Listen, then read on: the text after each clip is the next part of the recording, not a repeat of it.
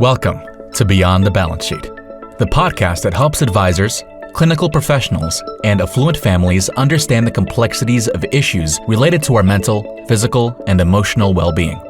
Our co-hosts, Arden O'Connor and Diana Clark, will interview a series of guests on a range of topics, providing informative content and practical tools for professionals and families to consider. Here are your hosts, Arden and Diana. Hi, everyone. Welcome to another episode of Beyond the Balance Sheet podcast. I am today joined by a good friend, fellow classmate, and entrepreneur, She-Rae Chen. Thank you, She-Rae, so much for coming on the podcast today. Thank you so much for having me, Arden. I'm really excited to see you and to be here today. Well, I am going to try and relay your impressive background. She-Rae and I were classmates at Harvard Business School, and she's had senior roles at Apple and Amazon. But most recently has become the CEO of SpringSpot, which sounds like such an interesting company. And as I understand it, this came out of your own personal experience with a healthcare scare that I'm going to actually dive into in a minute. But certainly it sounds like the area that you're focused on is so relevant to our viewers, which is really about how do you balance healthy lifestyle, mental health, and family well-being. And so with that said, tell us a little bit about how you started the company, what was your motivation, and what was your own personal experience in this area? Absolutely. So it's obviously a topic that's very close and dear to my heart. And the way it started, my career has mostly been in the technology field. I've been a technology executive at Apple and Amazon and, built and shipped lots of digital products in Silicon Valley on mobile devices, was one of the early hires on iTunes and bringing music to digital and mobile devices. And, as life would have it, obviously after we finished graduate school, I went on and worked in high senior executive roles in technology. And as life happens, I ended up getting married, finding my partner for life, and we ended up having children. And that's really when I became a parent, is when I learned about the struggles of juggling my own self-care and well-being with those of the children that I'm caring for. And during that time, in between my last company and doing my next opportunity, I had a health scare. And what happened was I was having excruciating leg pain up my right leg. And I couldn't explain what was happening and why it was happening to me. And I never experienced something like that. I went to see a lot of physicians to find out what was happening to my body. And the imaging wasn't actually resulting in everything that they could find. And so ultimately we had to go and do surgery. And in the surgery, they ultimately removed it. And I, as the patient, just had to wait on bated breath to see what they were going to find. And it was really the first time in my life where I really was scared. I didn't know what was going to happen. And thankfully, what they found was a benign growth. And it really felt like I had a second chance on life. And after that health scare, I was extremely motivated. At the time, I had 2 young kids, and I realized that I had to take health into my own hands. And growing up, I was a elite level gymnast. So I was a very serious athlete. I'd been on the junior Olympic team, had very intense training as an athlete. And as I grew up, a lot of things changed, and I wasn't taking good care of myself. I didn't have coaches. I didn't have, a guide to help me with my health. And so that kind of spiraled and led me to that point. But thankfully, it was benign, and I took that information and it was catapulted me into this new career, really. I became a certified personal trainer through the American College of Sports Medicine. I became a registered yoga teacher. I became a sports and exercise nutrition coach. And it all really kind of came together because I want to empower myself to learn better about my health, because I couldn't afford having that happen again. And so because of that experience, I realized how little I knew. And as I talked with more and more friends and colleagues, that there weren't a lot of options for people to take care of themselves and their families. And so SpringSpot was really born out of this idea of how do you really help parents live the life they want and to really take care of their own well-being as well as their kids. And so that's really how we started with SpringSpot. And during the pandemic, we offered in-person classes. And over time, we ended up offering digital online classes during the pandemic. And it's transformed into this now destination hub for parents, adults, kids to basically look at everything related to their holistic health. And so obviously we talk about various different signals about, digital devices are so prevalent today. And so how do we kind of juggle and be more present? As a family, people are so busy in their lives with work, commitments, sports, everything. It's just even gotten busier, I think, after the pandemic. And so how do you juggle that balance of making time for yourself, for your family, and all your other commitments? And so SpringSpot offers various different ways for you to look at your health holistically. I love that. And I am struck by some of the comments on your website about how modern parenting is tearing families apart. It's a bold statement, but I don't disagree with you. And you've sort of referenced a couple of the challenges, but talk a little bit about, why now for this type of product? I don't remember years ago this being sort of in the dialogue as we were growing up about the importance of families really thinking about family wellness. Why is it important now? What are some of the challenges that you see families facing? Sure. So a lot of families right now, I think what's the biggest change, I think, in modern parenting is just digital devices and the ubiquity of digital content. And then just the other main factor is working parents, working really long hours, especially, post the pandemic. The line between work and home life really got blurred. And so everything kind of came together. And so when you have your work and then you step next door and you have your children who at the time didn't have class, you had to be a parent, a teacher, a confidant, a guide. You, as a parent, you really had to take on all of those roles and responsibilities where you had help. And obviously there's a lot of challenges around finding childcare, and parents, whether you're a parent, a guardian, a loved one that helps take care of children, it's really challenging right now because we have so much information at us all the time. It's hard for you to go to a restaurant today where you don't have a television screen up showing content, especially for the adolescents who have access to mobile devices and tablets. Those have really become a part and a fabric of kids' lives. And I think parents are learning how to parent in this digital age. And so SpringSpot really comes at it of how to live with technology and use technology in a very productive and healthy way. And so we have come up with a framework that we call FRAMES. And FRAMES it's an acronym. It's easy to remember, like your glasses or your picture frame. And each letter, FRAMES, stands for one of our holistic health pillars. And F stands for food and earth.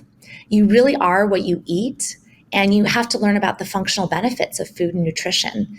And how do you enjoy the earth that we live on? Going outside more, really being that human that we live and enjoy the earth. R stands for rest and recovery. So learning how to rest your body and mind is truly essential to overall health. And this is one of the biggest areas that has suffered in this modern age. And A is art and creation. So creating and experiencing art just nurtures your creativity and your well-being, whether it's painting, dancing, music. It just gives you new ways to express, which I think has been lost over time. And M stands for movement and exercise. I am a true believer that movement is exercise. It is one thing that has been constant that has really helped me kind of regain and reclaim my health. It's really about developing the mind-body connection. And then E is emotions. So how do you learn to self-regulate? How do you manage your emotions? Kids go through a lot of challenges in their everyday life. And so do we as adults. We have stressors happening with work, with, aging parents, with demands at work. So there are all types of stressors that come in, not only through work, but in the environment, the news. there's all these things that are happening that impact our emotions, and learning how to regulate them is really important. And then S kind of connects them all together. S stands for social connections, which is really that relationships are key to our well-being, our friendships. How do you connect with your family? So as a unit, how do you keep those bonds really strong? Because that's what carries you through some of those really challenging times. And so we were really thoughtful and deliberate about coming up with this framework to help parents, kids, and families have a way to think about their health. And all of the content and activities that we develop on SpringSpot support one of these pillars. So I love the simplicity of the phrase. It's very easy to remember. But where my mind goes to is we were both blessed to go to school with some very intelligent, now very high-powered people in the world. And a lot of what you're describing is, in my opinion, it's packaged in a really nice way, but it's sort of intuitive. You kind of know you should be doing these things. But then the question comes up for high-powered executives, people who are both two working parents with not just, standard jobs, but demanding jobs. We know what we need to do, but how do you have the discipline to do it? Because, at the end of the day, and I don't even have children yet, but, I know it would be better if I did that yoga class, but really what I want to do is sit down and have a glass of wine and enjoy something on Netflix. And so I think about that even in a more extreme way when you're talking about parents coming home and they just want 20 minutes to eat a quiet dinner. They know their kids shouldn't be on the screen, but that's the easiest solution. So how do you think about this framework when it applies to folks like that? And absolutely, that's really the key, right? So there's a gap between knowledge and knowing what to do and actually doing it. And so SpringSpot, we really want to help bridge that gap. So it really comes down to habits and choices. And a lot of what happens, with anything that you do, as a gymnast, as I was growing up, my coach, it was through repetition. I had to do my routines. I'm actually having my son do this. I'll never forget when I was 10 or 11, we had to do this training where we had to stick 15 beam routines in a row. And I'll tell you, so many times I got to routine 14 and then I fell and it started all over again. And it was frustrating and it's hard, but it's really something that's important, that you kind of have to commit to wanting to make those habits and those changes in your life. And they don't have to be big changes. So for example, if, sleep, that's one of the biggest areas that I think people struggle with, is how do you go to bed earlier so that you can feel fresh in the morning because of these high-powered jobs and roles and, the different time zones where people are working in different locations. And so sometimes it's just having the discipline or setting up tools that can help you help yourself. And that is really reinforced and made simpler when you turn it into a habit. And so we've just launched our mobile app on SpringSpot. And so we help guide you through those steps.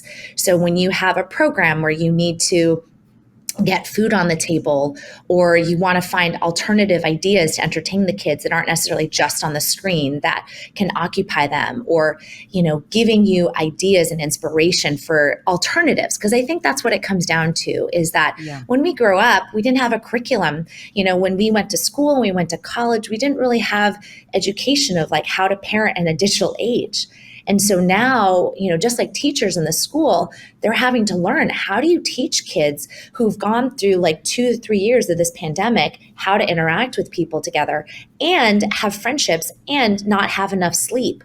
And so all of these factors combined make it challenging. But I think the key to your point is you can't be perfect all the time, but as long as you try to be consistent. So I like to tell, families and parents that we work with that as long as you try to make small steps of progress every single day, that's what's going to make the difference. And so if you do some of these habits, you do it one day, you do it 2 days, and then after you start doing for a week, for 4 weeks, it becomes automatic. And so that's really what the task is that we have to do, is that once you create a space and a time for when you can do something, that actually enables you to stick with it. And so if you, at the end of the day, sometimes it's just eating certain foods so you don't have glucose spikes throughout the day so you have more energy. And so some of those choices that they can actually, because it's really about energy balance. If you think about it, like you want to figure out how, for one of the biggest things, for your listeners, is they did a study actually about the obesity epidemic in America. And they found that two of the key indicators of what has led to the obesity epidemic are two main factors. The first was the consumption of sugar-sweetened beverages. And what they found is that a lot of people don't recognize that a lot of these calories and foods or the beverages that you drink have added sugar. And so the challenge with that is when you eat a lot of sugar, you get sugar spikes. But the other issue is that when you eat more sugar and drink more sugar, you become more addicted to it. And so like other substances, you can lead to these addictions, and then it changes your taste buds. And so when you drink more and more sweetened beverages that are artificially sweetened, your palate needs more of it to get the same flavor. And so you have to eat more and more sugar to get that same experience. And so what happens with kids is when they eat a lot of really sugary foods, they get huge spikes, and then it impacts their ability to sleep and to calm down. And it makes other physiological changes in their bodies. And so some of these changes can help give you more energy. And then the other part is ultra processed foods. And these ultra processed foods come in the form of, obviously in the modern life, there were, manufacturing progress that was made on having more shelf-stable foods that can be, edible longer, but it's not quite the same as like a whole food that you eat, whether that it grows from the ground. And, part of it is also teaching people how to make more home-cooked meals so that it becomes a joy that you eat together. That's one of the key things. So one of the things we tell our families is that the family meal is really important. Whether it's with your direct family or friends or anybody, having that touch point at least once a day is critical. 7 out of 10 families in America don't regularly eat family meals together. And so we have this program like Introduction to Healthy Family Meals. How do you get the meals on the table, and how do you incorporate kids in that process? And importantly, how do you help them build that habit so that when they grow up, it's already a habit that's automatic, so it doesn't become challenging. They know how to do it. So it's really about understanding what should be on the plate, how to go to the grocery store, look for foods, making that connection again, right? With services like DoorDash and not to cite them, they provide a lot of convenience. When we couldn't go out during the pandemic, and seniors and other people who are not able to get food, it's a very valuable service. But when you depend too much on it, and it leaves you to forget that you actually are capable of making your own home cooked meals, that there's something you break bread together and eat together. So hopefully that kind of helps, that it's just step by step learning these habits, because, when we were in business school, I was the worst. I'm still a work in progress on cooking at home. Luckily, I have a partner who's he loves cooking, and he's French, and he grew up with a mother who was a French cook, and she just was really good at it. So he learned through habits over time. So it's easier for him. And I'm learning myself. So you can always learn new things as you get older and older. But sometimes it's just a simple thing, like one of the habits that can change is instead of going on your computer, you turn, go straight instead of left. Instead of going to the cabinet where you have the sweets or whatever, go somewhere else. It's just these small micro little changes can actually help those habits become more sticky. I love your comments, and I think in certain areas I can completely see what you're saying. I remember us having a conversation at reunion about sleep hygiene, and it's, to your point, it's making a few small changes. It doesn't have to be don't look at your phones for 3 hours before bedtime, but it's don't keep the phone turned to you, don't jump to it first thing in the morning, try to keep the light away from your eyes. I mean, those seem like doable things. The same way putting more of an emphasis on eating healthier foods, that doesn't cost you more time. The one that I want to explore a little bit with you, because I'm struck that it's one of your pillars. I've read a lot of books about creativity and how our educational system, and even just the way modern parents, and we're really talking about very well-educated people, frankly, with discretionary income, live when we think about the focus on achievement. I come back to seeing kids as early, and I don't remember this from growing up, second, third, fourth, fifth grade sports now having not just your school team, but town teams and travel teams and weekends being booked with multiple activities. And where I see sort of a deficit is this idea of arts, dance, creativity, because to me, for a lot of parents in the modern world who are thinking about how do I get my kids into the best schools, it's all about how do I get them honed in a particular area. And so unless they're a gifted artist, and that's going to be the way they think about getting into college, it can feel a little too fluffy. And so I'm curious what the reaction has been with parents around that particular area, because I do think it's so necessary. And all these studies are coming out saying creativity is what can determine so much success later. It just feels deprioritized by our educational system and our value system, frankly. It's true. And it's, one of the, and when we were in graduate school, we would go to live shows. It fuels the soul when you're able to find and you see people performing at their craft. It's amazing. And really this pillar, art and creation, is really about, it serves kind of two purposes. One, it's actually very practical. So we have actually found that art and creation can be a path for helping a child calm down. So just being able to draw and sit down for, 10, 15 minutes, drawing something, expressing their emotions, painting, it's a very calming kind of activity. It's something that can be done anywhere, anytime. You don't need a lot of materials. And yet, I didn't grow up with painters as parents. They had other careers that they continued and flourished and that I benefited from. But there's so many tools available now that allow you to, develop that inner artist. And whether you become a Picasso or, another famous artist, it's just another tool in your toolkit to being healthy. And I think as parents on this podcast, thinking about art and creation less as a means to an end, but as a part of a joy of the process. And so whether it's developing an interest in art, whether it's drawing or even just music. So being able to create music, there's something special. Music actually is really incredible.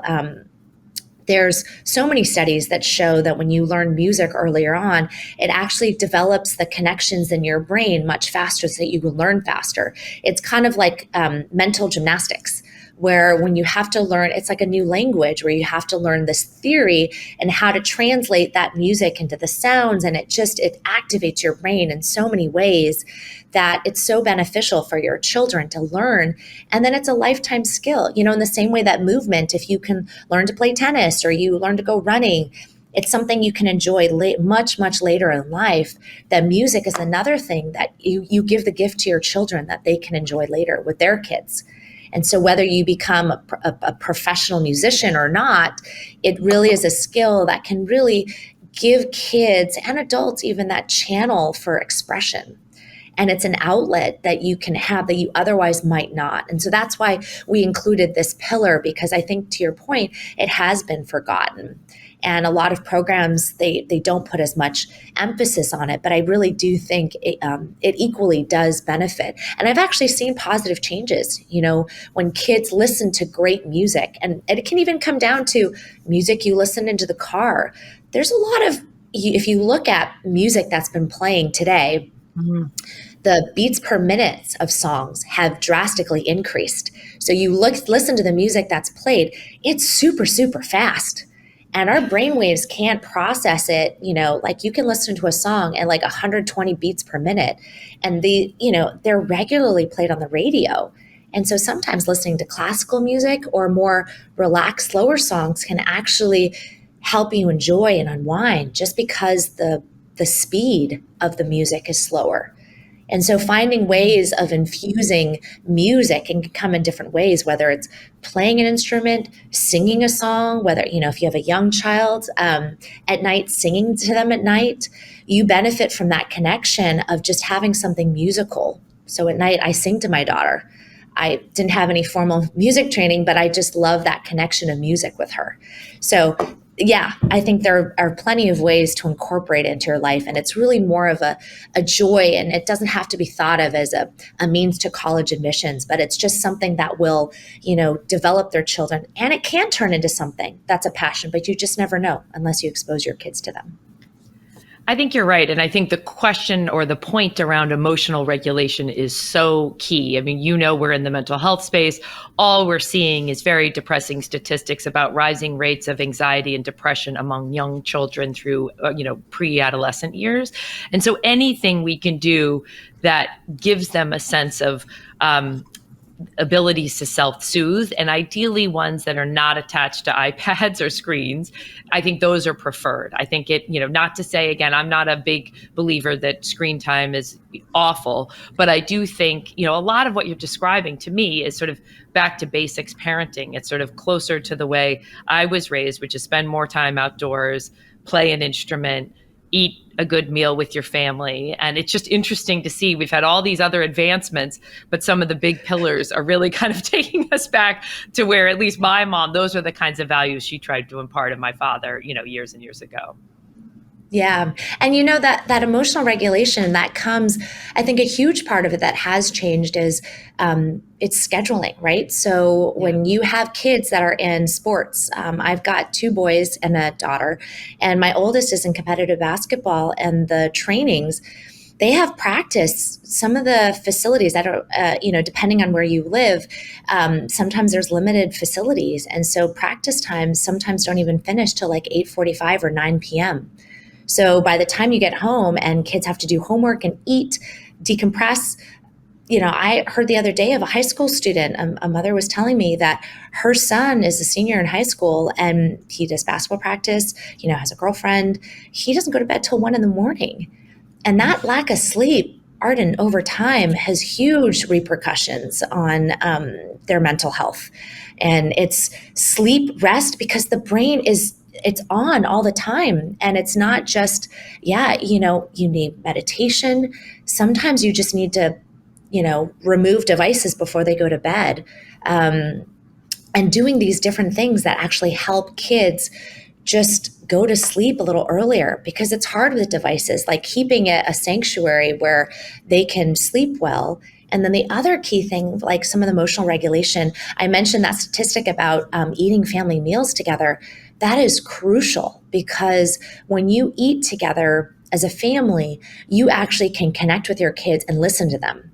We're big on, if you look at some of the family connection activities we have in our mobile app, we actually have an activity called culture sharing at mealtime. And it's just like conversation starters of what you can talk with your kids about, and at nighttime, I have now started a trend where we end up, asking everyone around the table will share, like, what was your highlight of the day? What are you looking forward to tomorrow? And everyone on the table goes around and gets to share. And having those opportunities for kids to talk and share about their day, it's a good habit, because when kids can talk about the small things, it's much easier for them to talk about the big things that they may not volunteer to regularly. And so that's kind of, I think, when you talk about some of these mental health issues that a lot of our youth are experiencing today, it's just because, there's a certain amount of time in the day. And when parents have very high powered jobs, prioritizing certain things that have a higher bang for the buck, if you will, those meal times are critical. And so when you can have those times to connect and really be present, like not having devices at the table, waiting for an email to come in, like really looking at the eye, really asking questions, like tell me, and just showing interest, like those kinds of things make a huge difference in a kid's life. And doing that consistently every day for, even 5 days out of the week. If you can't do dinner together, 5 days of the week, 2 is great. 2 is better than nothing. And so really that's where we want to give parents grace. It's hard being a parent. It really is. And so we have to realize that we're doing our best, and, kids, they're resilient, but there are things that we can do to kind of help them along the way. And we just have to be very disciplined and, set ourselves up to do these types of things for themselves and for us, because family well-being is actually, it's not only about your child's well-being, but it's really about your own well-being and the whole family's well-being. And so that matters as well, in addition to your child. I'm anticipating one of the questions of our clients, which is, what do you do if the families around you don't abide by these pillars? Like I'm thinking, at so-and-so's house, they're allowed to have phones at the table. At so-and-so's house, they can watch TV. Do you have responses for that? Because I imagine that does pop up from time to time. It's a really good question, right? In an ideal world, you set up your environment to be surrounded by people that will support you in your kind of healthy habits, right? But sometimes that can't always happen. But, at the end, I think people are open to it. So I'll tell you, like the other day, I was having dinner with a group of friends, and one of the parents was actually giving their child a phone while we were going to the table. And we don't have in our family, in our household, and what we promote through SpringSpot is just not having devices when you're eating. Is you can give the tip of like, you know what, I learned this fact that actually when you watch devices while you're eating, your digestive system doesn't work properly. Because actually what happens when you eat, humans have actually been developed to have what's called, your fight or flight system. So before, we would actually have to run from tigers, right? And so our fight or flight, our stress response would happen and say, okay, we need to get away from this because otherwise we're going to be dinner. And so everything else would shut down, including our digestive system. Any other system that would be needed to help us get away and escape and be safe would be left on.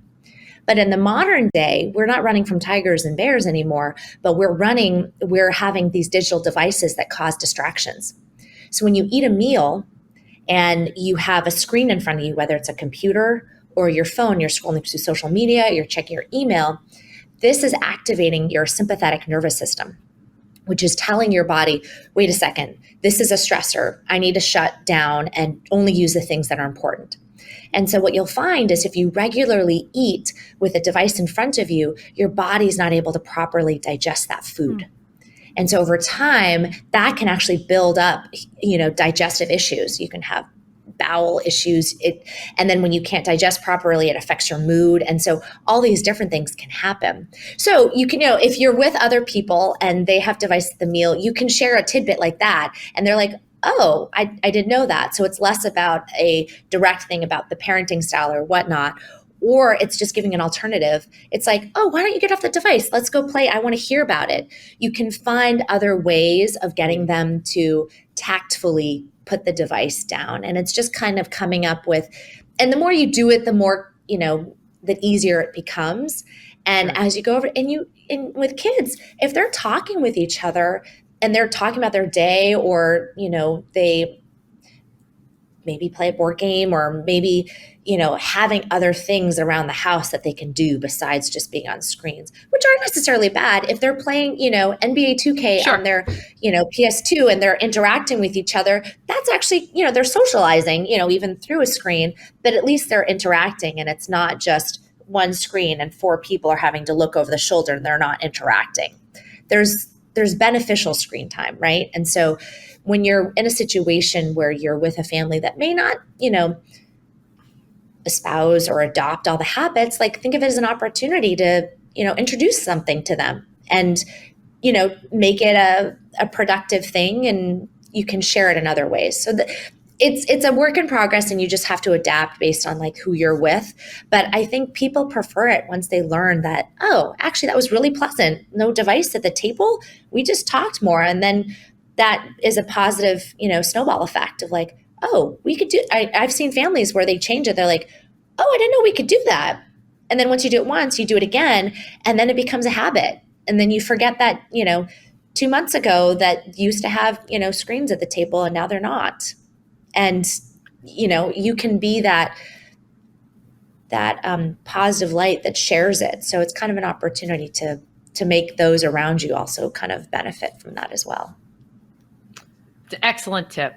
Well, is there anything to close out the podcast? First of all, I just want to say congratulations for starting a company that is so needed. I just think about the amount of people for whom these, what seem like smaller issues, but really determine sort of family well-being in general, struggle to find resources and education. So I think it's great. I think you're doing important work. Anything I haven't asked, or any last tidbit that you want to leave with families before we close out today's podcast? I mean, the key thing is, I think for families, it's just remembering some of those things, eat the right foods, move your body, sleep enough, and talk to each other. And I know those sound simple, but just remembering the framework. And then if you check out SpringSpot and we do have memberships at SpringSpot that allow you to have access to all these on-demand activities. You go onto our plans page, we show all the different memberships that we have offered. And we now have released our mobile app. And so now you can access all this wellness at your fingertips. And we do host live events where we are doing camps also for kids in person if you are in the Bay Area. But if you're not, all of this content can be accessed online and through our mobile app. And the great thing is that we've offered now a way to reward kids. So they earn what are called bolts. And so when they complete healthy activities, they can redeem those bolts for rewards. And so I just encourage, parents that are listening in, you can do this. We would love to, as SpringSpot, be your guide and to help you on your journey, because family well-being, it's possible and it's great. And having gone through it myself and, adopting a lot of the practices, it works. And so I just encourage everyone to, take what works, leave what doesn't, and just know that, your family is looking to you, and spending time together, there's no better way to do it together. So thank you. Thank you, She-Rae. Thank you for being a great guest. And thanks to all our listeners and our viewers. If you're so inclined, please give us a positive review for Beyond the Balance Sheet podcast on your platform of choice. And we will see you on the next episode. Thank you for listening to Beyond the Balance Sheet, a podcast designed to help advisors, clinical professionals, and affluent families solve some of their biggest medical, psychiatric, and emotional challenges. Visit beyondthebalancesheet.com to read more about our guests and resources, and sign up for our newsletter.